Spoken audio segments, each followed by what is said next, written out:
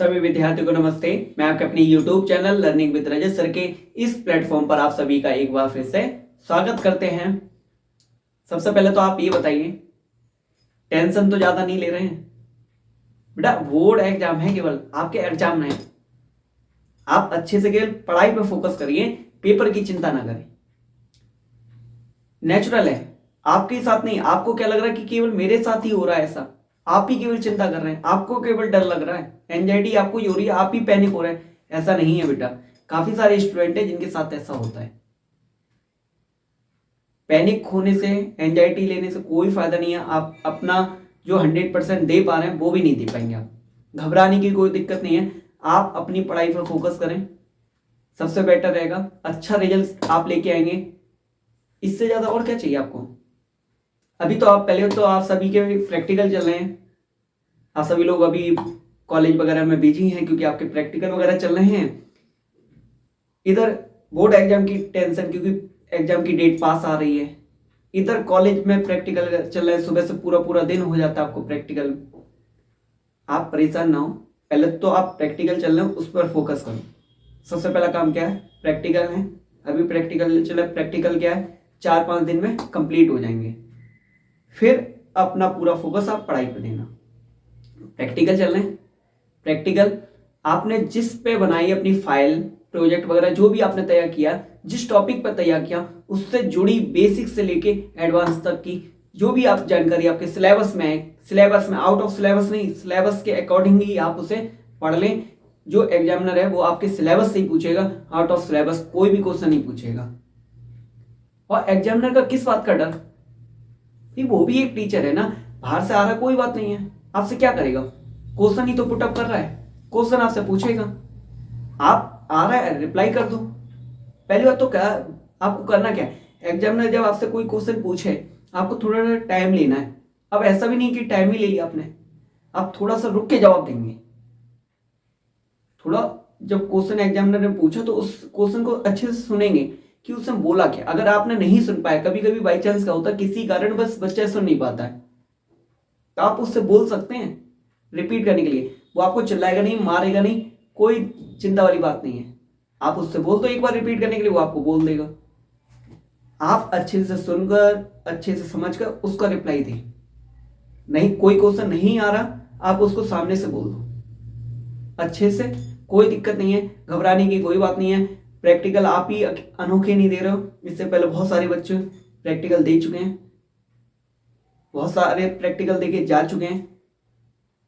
आप ही चिंता नहीं कर रहे, हर एक बच्चे को चिंता है इस बात की, हर बच्चा पैनिक हो रहा है इस समय पे, एंजाइटी हर बच्चे को, किसी को बस ज्यादा होती है, किसी को कम होती है। उसके कारण आप खुद ही गए, ज्यादा पढ़ रखा आपने, अच्छे से पढ़ रखा है, आपको चिंता कम होगी लास्ट टाइम पे।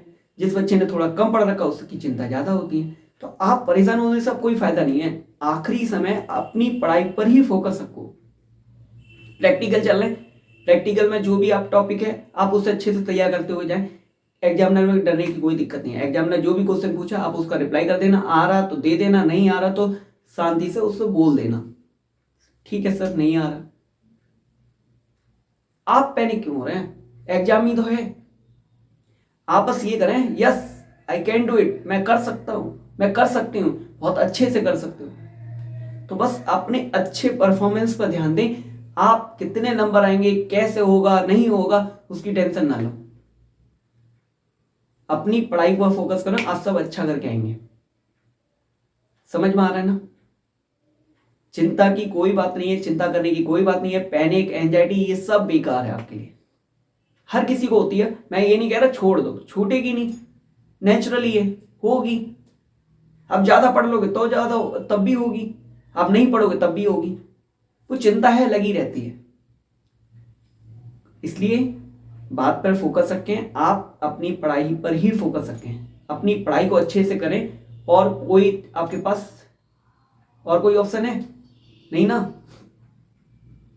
कोई फायदा नहीं है। प्रैक्टिकल चल रहा है, प्रैक्टिकल पर अभी फोकस कर लो। 4-5 दिन में प्रैक्टिकल निकल जाएंगे, उसके बाद अपने पढ़ाई पर 18 तारीख को पेपर स्टार्ट है, बहुत टाइम है अभी अपने पास। अच्छे से पढ़ सकते हो आप, एक बार अच्छे से रिवीजन मार सकते हो सभी का। पहले ये 4-5 दिन है प्रैक्टिकल चल रहे हैं, हरी कॉलेज में प्रैक्टिकल चल रहे हैं।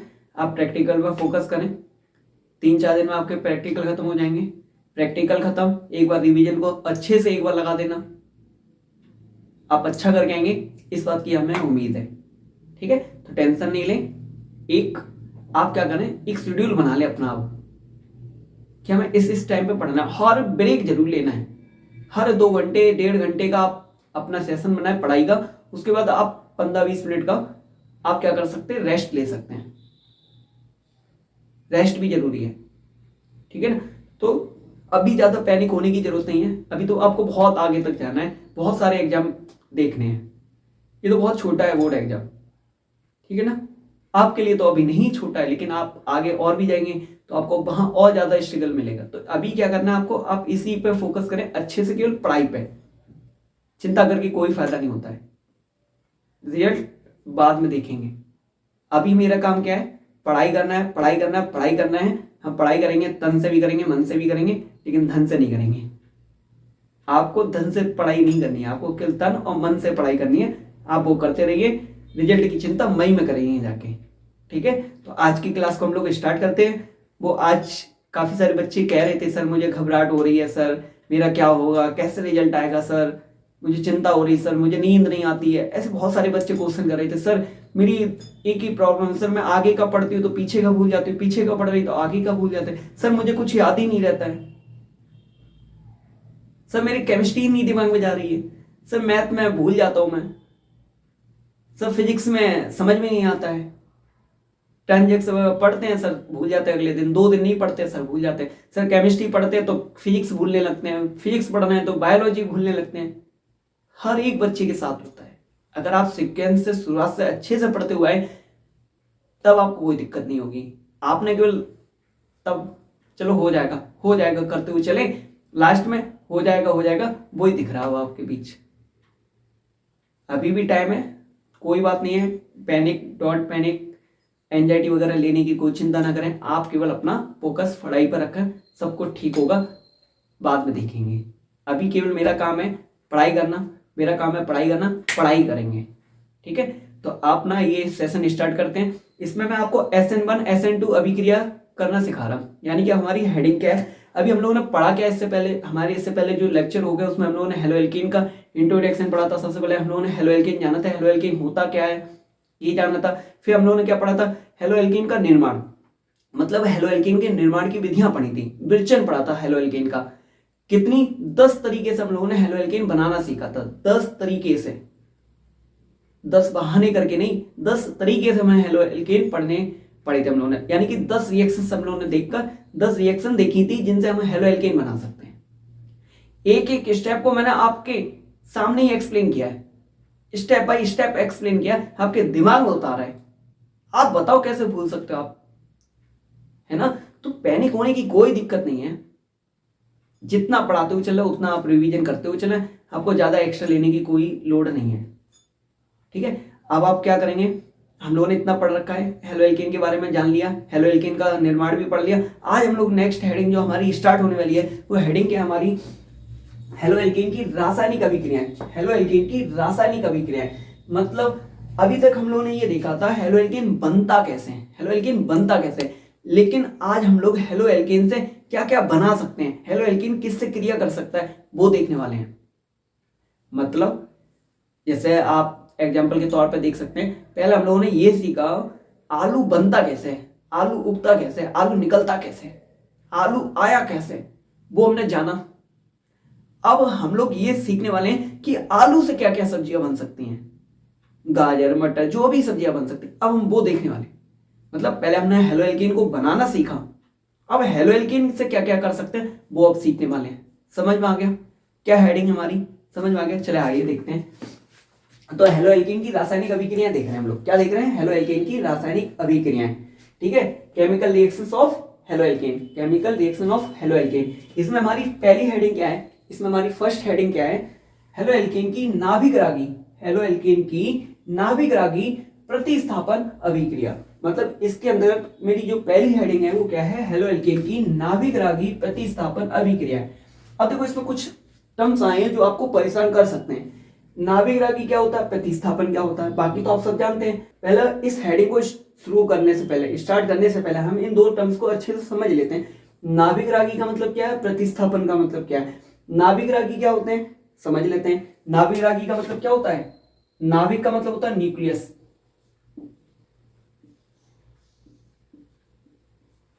और रागी का मतलब क्या होता है, लव। नाभिक का मतलब न्यूक्लियस, रागी मतलब लव, मतलब नाभिक का प्यार, नाभिक का प्यार। अब नाभिक का प्यार क्या है, इसका मतलब ये कुछ अगर मोटा मोटा अंदाजा लगे तो ये तो निकल के आ रहा, नाभिक मतलब न्यूक्लियस, रागी मतलब लव, मतलब नाभिक का प्यार क्या हो सकता है।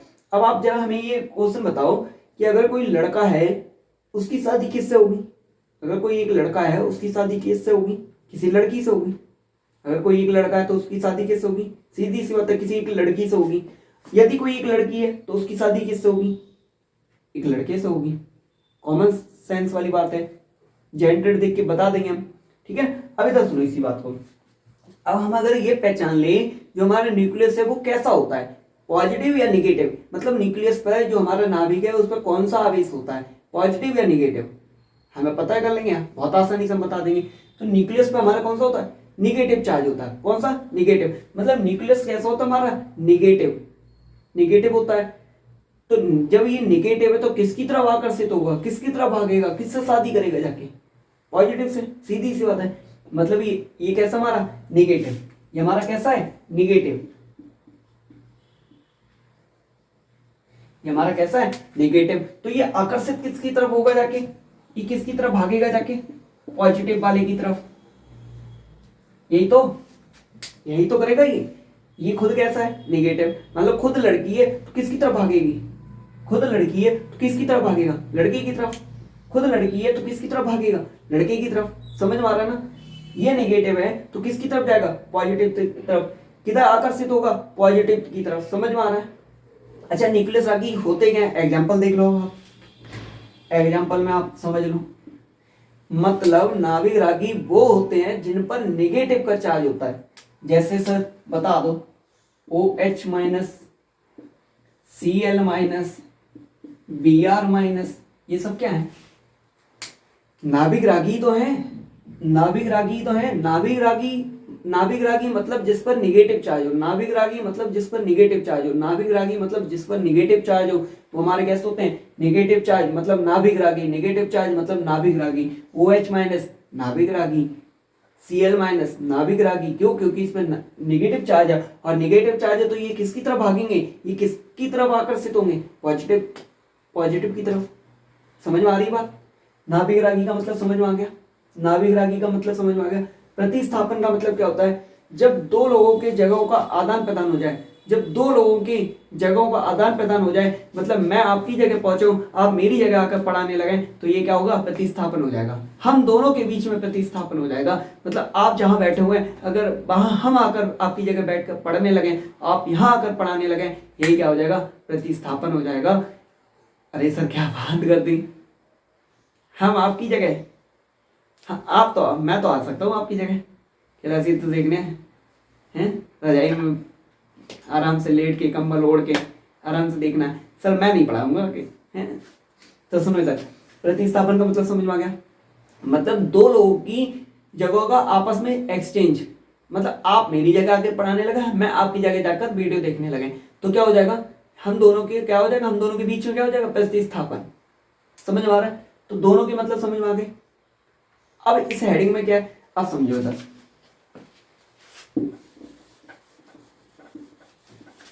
आप समझो हमारी हेडिंग क्या थी, आप समझो इधर हमारी हेडिंग क्या थी।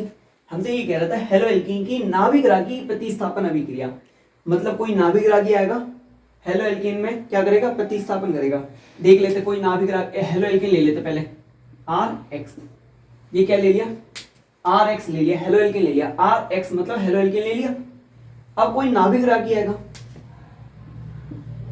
न्यूक्लियस रागी, देखो क्या होगा, हेलो एल्कीन लिया, हेलो एल्कीन लिया, एक नाभिक रागी लिया, ये नाभिक रागी आएगा और प्रतिस्थापन, हम लोग पढ़ कौन सी हेडिंग रहे, प्रतिस्थापन। मतलब कोई नाभिक रागी आएगा, इस हेलो एल्केन के नाभिक रागी को प्रतिस्थापित कर देगा, मतलब ये आएगा इसे हटा देगा, इसकी जगह ले लेगा, और जब ये हटेगा तो ये इसकी जगह पे आ जाएगा। बस ये क्या हमारी प्रतिस्थापन अभिक्रिया, देख लेते हैं।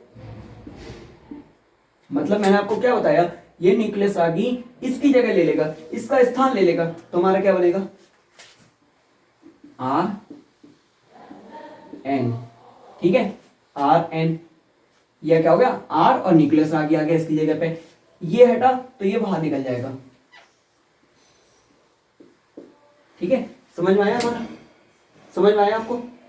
अब इसकी अगर परिभाषा लिखनी तो कैसे लिखेंगे, लिखो, जब एक नाभिक रागी मतलब ये नाभिक रागी था, जब एक नाभिक रागी, ये नाभिक रागी था, कार्बन समूह के नाभिक रागी को, कार्बन समूह के नाभिक रागी, ये कार्बन समूह है, ये कार्बन समूह, आर मतलब कार्बन समूह, आर मतलब कार्बन समूह के नाभिक रागी, इस पे भी नेगेटिव कोई तो चार्ज आएगा, एक्स से मतलब नेगेटिव आएगा, तो इस नाभिक रागी को हटा देगा। तो ये तो लिखा हुआ है, जब एक नाभिक रागी मतलब ये कार्बन समूह के नाभिक रागी को, कार्बन समूह के नाभिक रागी को मतलब इस एक्स को हटाकर उसका स्थान ले लेता है, यानी कि ये नाभिक रागी आएगा, इस एक्स को हटाकर इसका स्थान ले लेगा, ये तो किया, इस एक्स को हटाया, इसका स्थान ले लिया, हटाकर उसका स्थान ले लेता है, तो इस अभिक्रिया को क्या कहते हैं, नाभिक रागी प्रतिस्थापन अभिक्रिया। इस अभिक्रिया को कहते हैं नाभिक रागी प्रतिस्थापन अभिक्रिया। क्यों? क्योंकि ये नाभिक रागी आया, एक नाभिक रागी आया, इसने कार्बन समूह के नाभिक रागी को हटाया और उसकी जगह पर बैठ गया जाकर, इसीलिए इसे क्या बोलेंगे, नाभिक रागी प्रतिस्थापन अभिक्रिया। समझ में आया? नाभिक रागी प्रतिस्थापन अभिक्रिया क्या? पहले हमने क्या समझा, इस हेडिंग में हमने देखा था, हमारी हेडिंग थी हेलो एल्केन की नाभिक रागी प्रतिस्थापन अभिक्रिया। हेलो एल्केन की नाभिक रागी प्रतिस्थापन अभिक्रिया।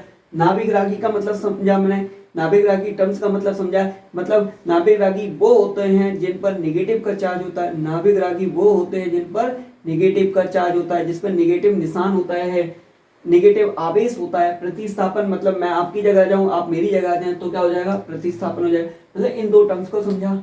फिर हमने ये देखा नाभिक रागी अभिक्रिया किसे कहते हैं। हेलो एल्केन लिया, हेलो एल्केन में से क्या, एक न्यूक्लियस आया, न्यूक्लियस ने क्या किया, कार्बन समूह के नाभिक रागी को हटाया और उसका स्थान ले लिया, यह अभिक्रिया हमारी क्या कहलाएगी, नाभिक रागी प्रतिस्थापन अभिक्रिया कहलाएगी। अब यहाँ पे एक बात आप ध्यान रखेंगे, नाभिक रागी अभिक्रिया, नाभिक रागी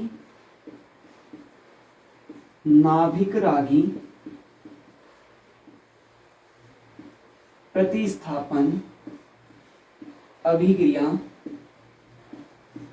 दो प्रकार की होती है, दो प्रकार की होती हैं।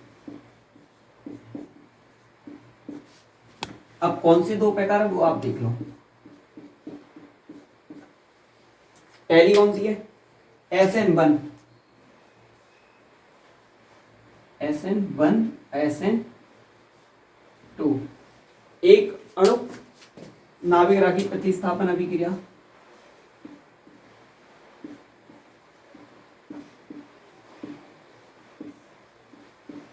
नाभिक रागी प्रतिस्थापन अभिक्रिया, मैं शॉर्ट में लिख दिया,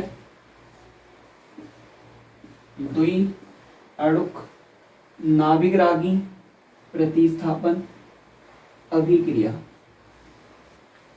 अभी हम लोग जब इन्हें सीखेंगे तब हम आपको बताएंगे एक अणु नाभिक रागी प्रतिस्थापन अभिक्रिया क्यों बोलते हैं इसे, SN2 को द्वि अणुक नाभिक रागी प्रतिस्थापन अभिक्रिया क्यों बोलते हैं, तब हम वहां सीखेंगे इनका ये नाम क्यों पड़ा।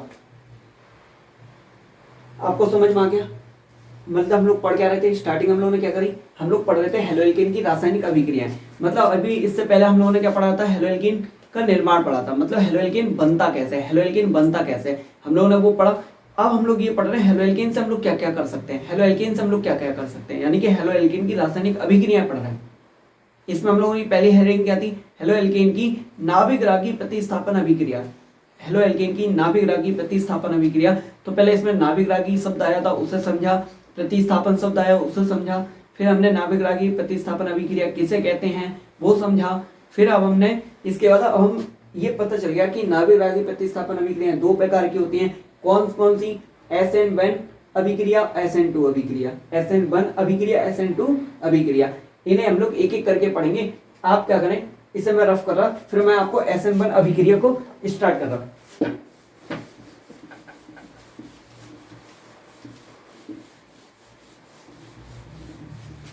नाभिक रागी प्रतिस्थापन अभिक्रियाएं कितने प्रकार की होती हैं? दो। सर कौन कौन सी बेटा? SN1 SN2। सुनो बेटा इधर,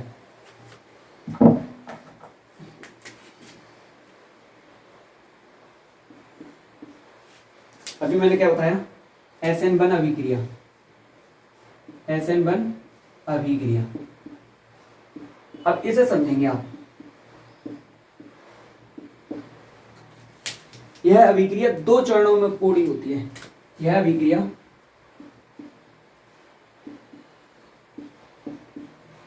दो चरण में पूरी होती है।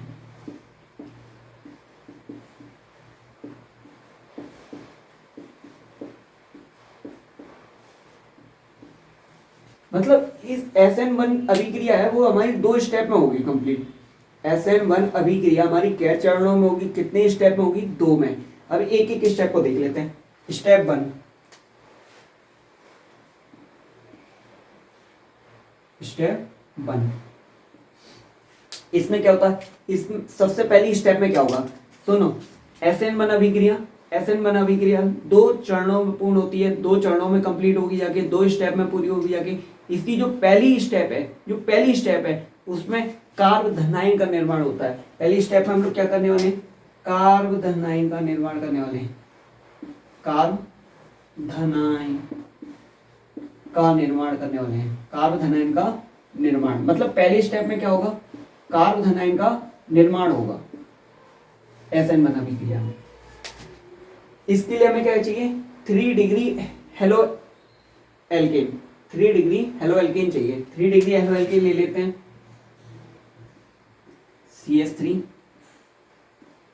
CH3 और CH3Cl। हमने क्या किया? CH3 कार्बन से जुड़ा हुआ है।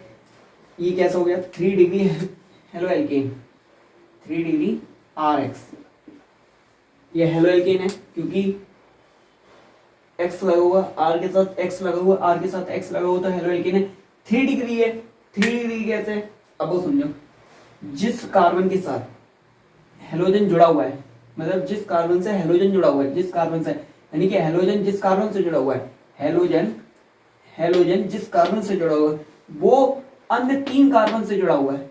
अन्य 3 कार्बन, हेलोजन जिस कार्बन से जुड़ा हुआ है, हेलोजन जिस कार्बन से जुड़ा हुआ है वह वाला कार्बन अन्य 3 कार्बन से जुड़ा हुआ है। इसीलिए 3 डिग्री। अगर मान लो ये ना होता तो हम क्या पढ़ते थे? हेलो एल्केन, वो हेलोजन जिस कार्बन से जुड़ा हुआ है वो अन्य 2 कार्बन से जुड़ा हुआ है, तो 2 डिग्री हो जाता है। अभी हम क्या बता रहे हैं? हम ये कह रहे हैं हेलोजन जिस कार्बन से जुड़ा हुआ है, हेलोजन जिस कार्बन से जुड़ा हुआ है वो वाला कार्बन, मतलब ये वाला कार्बन कितने अन्य लोगों से जुड़ा हुआ, कितने अन्य कार्बन से जुड़ा हुआ? तो 1, 2 और 3। तो इसका नाम क्या हो गया? 3 degree halo alkane. 3 degree halo alkane हो गया। अब हम क्या करेंगे? यहाँ पे क्या कर रहे हैं? कार्बोधनाइन का निर्माण कर रहे हैं। किसका कर रहे हैं? कार्बोधनाइन का निर्माण। अब देखो ये हमारी कैसी है? स्लो स्टेप है। ये हमारी कैसी है? बहुत स्लो होती है, बहुत स्लो होती है। ये हमारी कैसी है? स्लो स्टेप है।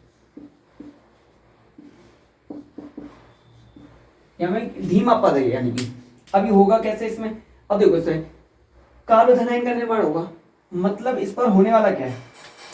ये जो कार्बन, ये कार्बन और क्लोरीन के बीच का बॉन्ड है, इलेक्ट्रॉन है। अब ये क्लोरीन क्या करेगा? ये वाला इलेक्ट्रॉन लेके चला जाएगा, इस कार्बन का ये इलेक्ट्रॉन लेके चला जाएगा। इस कार्बन पे क्या हो जाएगा?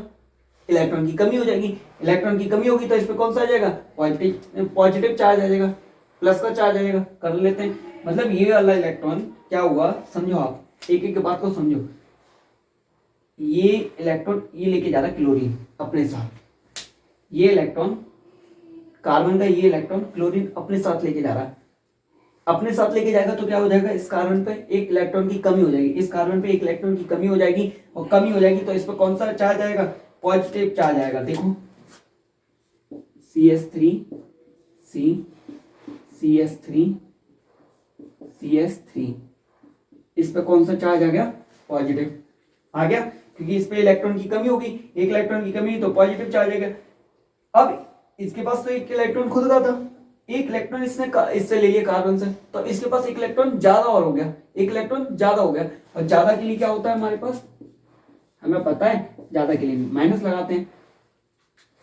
आपको ये चार्ज दूर से लगा दे तो आपको दिखाई देगा, पता चलेगा कि हाँ ये ऐसा हुआ, मतलब इस पे ये पॉजिटिव चार्ज आ गया और इस पे ये नेगेटिव चार्ज आ गया। सबसे पहले क्या हुआ, SN1, हम लोग क्या पढ़ रहे हैं, SN1 अभिक्रिया पढ़ रहे हैं। SN1 अभिक्रिया कितने चरणों में पूर्ण होती है, कितने चरणों में कंप्लीट होती है, 2 चरणों में, 2 स्टेप में पूरी होती है, 2 स्टेप में पूरी होती है। पहली स्टेप क्या करती है, पहली स्टेप में क्या होता है, पहली स्टेप में कार्ब धनायन का निर्माण होता है, कार्ब धनायन का निर्माण होता है। कैसे होता है, हमने 3 डिग्री हेलो एल्केन लिया, 3 डिग्री हेलो एल्केन लिया, कैसे पहचाना ये 3 डिग्री है, हेलोजन जिस कार्बन से जुड़ा हुआ है, हेलोजन जिस कार्बन से जुड़ा हुआ है वो अन्य 3 कार्बन से जुड़ा हुआ है, वो अन्य 3 कार्बन से जुड़ा हुआ है, तो ये हमारा क्या हो गया, 3 डिग्री हेलो एल्केन हो गया, 3 डिग्री हेलो एल्केन हो गया। इसमें क्या हुआ, इस क्लोरीन ने इस कार्बन का इलेक्ट्रॉन लिया और चला गया, जैसे ही ये इलेक्ट्रॉन लेके जाएगा तो इस पे कार्बन पे क्या होगा, इलेक्ट्रॉन की कमी होगी, इलेक्ट्रॉन की कमी होगी तो किस पे कौन सा चार्ज आएगा, पॉजिटिव। ये क्लोरीन पे क्या हो गया, क्लोरीन इसका लेके गया, एक तो उसका खुद का पास था, एक कार्बन का लेके गया तो इलेक्ट्रॉन की ज्यादा हो गया, उसके पास एक ज्यादा हो गया, ज्यादा के लिए क्या आ गया, नेगेटिव चार्ज आ गया। समझ में आया, ये हमारा कैसा है, स्लो स्टेप है, बहुत धीमी धीमी होती है, ये स्टेप हमारी कैसी है, स्लो स्टेप है। समझ में आया, दूसरी स्टेप की तरफ मूव करें, आगे बढ़े, सेकंड स्टेप समझाएं आपको, अच्छे से समझ में आ गया, ठीक है। अब हम लोग चलते हैं आगे, दूसरी स्टेप देख लेते हैं, इसकी अभी जरूरत पड़ेगी, देखो इधर बिगाड़ देते हैं। अच्छा, कार्ब धनायन का निर्माण, पहली स्टेप में लिखा था कार्ब धनायन का निर्माण, तो देखो ना कार्बन पर धनायन हो गया, कार्बन पर कौन सा निशान आया, धन का, मतलब कार्ब धनायन, कार्ब धनायन, ठीक है, समझ में आया। पहली स्टेप में कार्ब धनायन का निर्माण मतलब कार्बन पर धन का निशान, मतलब कार्ब धनायन का निर्माण हो गया। ये हमारा क्या है, कार्ब धनायन ही तो है, कार्बन पर प्लस का निशान है, मतलब कार्बन पर धन का निशान है, प्लस का निशान है। अब समझिए तो दूसरी स्टेप,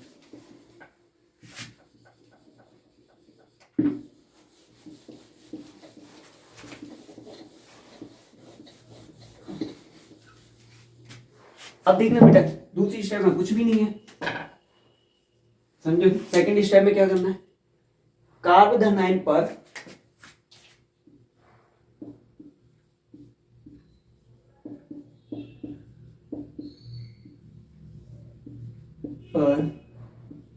न्यूक्लियस रागी, नाभिक रागी, ये क्या लिखा हुआ है, नाभिक रागी का आक्रमण,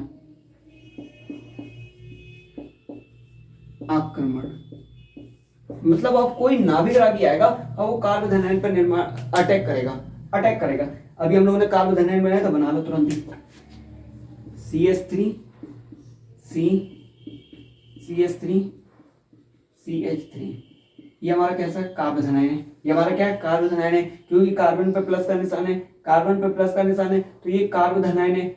इस पर कोई एक न्यूक्लियस रागी आएगा, न्यूक्लियस रागी आएगा, कोई भी एक नाभिक रागी आएगा, कोई भी एक नाभिक रागी, वो क्या करेगा, अटैक, तो एक नाभिक रागी या OH माइनस, ये क्या करेगा, इस पर आकर अटैक करेगा। अब देखो इस नाभिक रागी को अटैक करने के 2 चांस हैं, एक तो ये तरीका है, ये आए आगे से अटैक कर ले, ये नाभिक रागी आए आगे से अटैक कर ले, या इसके पास एक और तरीका है, या ये आगे से आए और पीछे से अटैक कर ले, मतलब ये नाभिक रागी जो आएगा वो कार्ब धनायन पर अटैक करेगा कि हमला करेगा कि वो OH, ये नाभिक रागी आएगा, एक तो तरीका इसके पास ये कि सामने से आके अटैक करे, नाभिक रागी का एक तरीका इसके पास ये कि सामने से जाके अटैक कर ले, एक नाभिक रागी इसके पास एक दूसरा तरीका कि ये पीछे से जाके चोरी चुपके से अटैक करे। 2 तरीके हैं, या तो ये आगे से आके अटैक कर ले या ये पीछे से आके अटैक कर ले। देखते हैं दोनों केस में क्या होगा, देखो इधर दोनों केस में क्या होगा। पहले हम क्या कर रहे हैं, आगे से अटैक करा रहे हैं, आगे से दोनों तरीके से कर सकता है। अब देखो आगे से करा रहे हैं अटैक, क्या होगा, CS3 CS3 CS3, ये तो मैंने कार्ब धनायन ऐसे ही लगा दिया, ये आगे से आके जुड़ जाएगा, मतलब अटैक का मतलब ये जुड़ जाएगा, ये प्लस ये नेगेटिव, प्लस नेगेटिव मतलब जुड़ जाएगा, ये OH बन गया। दूसरे केस में क्या होगा, ये पीछे से जाके जुड़ेगा, जोड़ दो, मतलब CH3 OH CH3 CH3, मतलब इसमें क्या हुआ, आगे से भी अटैक कर सकता था, या आगे से भी अटैक कर सकता था, या इसके पास एक और चांस था कि पीछे से जाके चोरी चुपके से अटैक कर ले। तो इसने दोनों तरीके से अटैक किया। पहले केस में इसने आगे से अटैक किया, आगे जुड़ गया के। दूसरे केस में इसने गया पीछे से जाके अटैक किया और पीछे जाके जुड़ गया। मतलब यहाँ 50-50% चांस थे, कहीं से भी अटैक कर सकता था, 50% चांस थे कहीं से भी अटैक कर सकता था, आगे से भी अटैक कर सकता था और पीछे से भी आके अटैक कर सकता था। ये हमारे क्या है, ये हमारी SN1 अभिक्रिया हो गई। आसान है SN1 अभिक्रिया, 2 स्टेप में कंप्लीट हुई। SN1 अभिक्रिया 2 चरणों में पूरी होती है, 2 स्टेप में पूरी होती है। पहली स्टेप में क्या होता है, कार्बोधनाइन का निर्माण होता है। पहले स्टेप में क्या होता है, कार्बोधनाइन का निर्माण होता है। दूसरे स्टेप में क्या होता है, इस कार्बोधनाइन पर कोई एक न्यूक्लियस आकर आक्रमण करेगा। ये न्यूक्लियस आगे से भी जाके अटैक कर सकता है और चोरी चुपके पीछे से भी अटैक कर सकता है। इसके पास दोनों 50-50 चांस है, 50-50 चांस है कि वो आगे से भी आ सकता है और पीछे से भी आ सकते अटैक कर सकता है। दोनों स्टेप बहुत आसान थी। इस अभिक्रिया का वेग, अगर हम जब इस अभिक्रिया का वेग लिखते हैं ना, इस अभिक्रिया का वेग वो केवल हेलो एल्केन पर निर्भर करता है। हेलो एल्केन पर निर्भर करता है मतलब एक अणु पर निर्भर करता है। SN1 अभिक्रिया का जो वेग है, SN1 अभिक्रिया का जो वेग है वो एक अणु पर निर्भर करता है, एक अणु पर निर्भर करता है। इसीलिए इसका नाम था एक अणुक नाभिक प्रतिस्थापन अभिक्रिया। मैं लिख नहीं रहा, आपको समझा दिया। SN1 को एक अणुक नाभिक प्रतिस्थापन अभिक्रिया क्यों कहते हैं। ये अभिक्रिया, जब हम इस अभिक्रिया का वेग लिखते हैं, और वेग कौन सी स्टेप से, देखो ये जो हमारी जो सेकंड स्टेप है ये हमारी कैसी है, फास्ट स्टेप। ये फास्ट स्टेप है हमारी, ठीक है, ये फास्ट स्टेप है। जो हमारी पहली वाली स्टेप थी मैंने आपको बताया था वो स्लो पद है, धीमा पद है, ये तीव्र पद है, ठीक है। ये स्टेप तेजी से होगी, ये स्टेप तेजी से होगी कि आगे से अटैक पीछे से आके अटैक, आगे से अटैक पीछे से जाके अटैक। ये हमारी फास्ट स्टेप है, ठीक है। और जो हमारी स्लो स्टेप है, हम लोग जब इस अभिक्रिया का वेग लिखेंगे, जब इस अभिक्रिया SN1 अभिक्रिया का वेग लिखेंगे तो हम लोग स्लो स्टेप से लिखते हैं, यानी कि स्टेप 1 वाले से लिखेंगे। और जब हम इसका अभिक्रिया का वेग लिखते हैं तो वो एक अणु पर निर्भर करता है। कितने पर, एक अणु, वो भी कौन सा अणु, हेलो एल्केन, हेलो एल्केन पर निर्भर करता है, मतलब एक अणु पर निर्भर करता है। इसीलिए SN1 अभिक्रिया को एक अणु प्रतिस्थापन, एक अणुक नाभिक रागी प्रतिस्थापन अभिक्रिया कहते हैं, एक अणुक नाभिक रागी प्रतिस्थापन अभिक्रिया कहते हैं। ये हमारी SN1 की पूरी कहानी थी। आज हम लोगों ने SN1 को अच्छे से सीखा। पेपर में अब आ जाएगा, आप कहीं गलती नहीं करके आएंगे, आप कहीं किसी भी प्रकार से भूलेंगे नहीं। कल हम लोग SN2 को सीखेंगे, अच्छे से सीखेंगे। SN2 की ही तरह सेम है, थोड़ा सा बस चेंज है, आपको अच्छे से सिखा देंगे। तो आप इसका एक बार अच्छे से रिवीजन करके आएंगे। आज के लिए इतना ही, हम लोग फिर नेक्स्ट क्लास में मिलते हैं। आप लोग अपना ध्यान रखेंगे, पढ़ाई करते रहेंगे, आखिरी समय अपना 100% देते रहेंगे। मिलते हैं अपनी अगली कक्षा में। जय हिंद।